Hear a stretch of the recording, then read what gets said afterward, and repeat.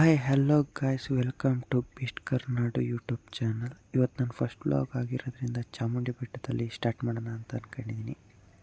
Time ಆಗಿತ್ತು ಅಂತ ಹೇಳ್ಬಿಟ್ಟು ಎರಡೆರಡು ಇಡ್ಲಿ ತಿನ್ಕೊಂಡು ಹೊರಟಿದ್ದೆ ನಮ್ಮ ಕಾಲೇಜ್ ಕಡೆ.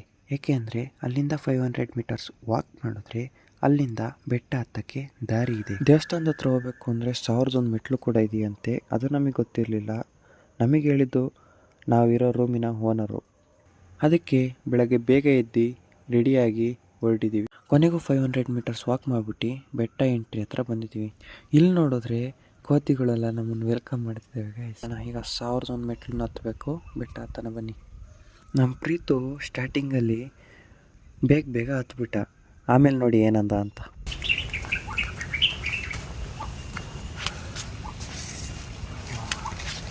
ಸುಸ್ತಾಗ್ತೀನ.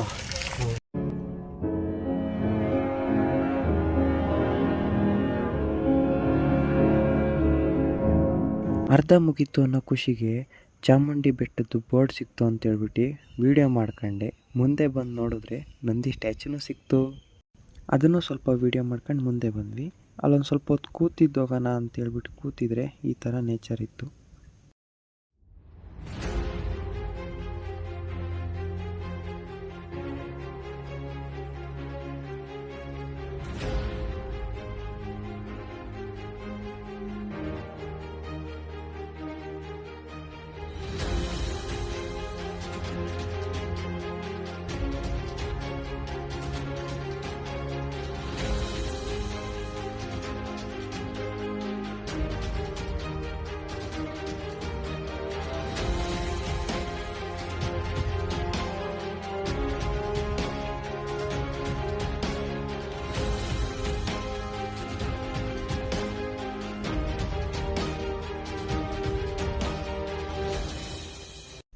ಇಲ್ಲೊಂದು ಆಂಜನೇಯ ಸ್ವಾಮಿ ದೇವಸ್ಥಾನ ಇತ್ತು ಅಂತ ಅಲ್ಲೊಂದು ನಮಸ್ಕಾರ ಮಾಡ್ಕೊಂಡು ಹೊರಟಿದ್ವಿ.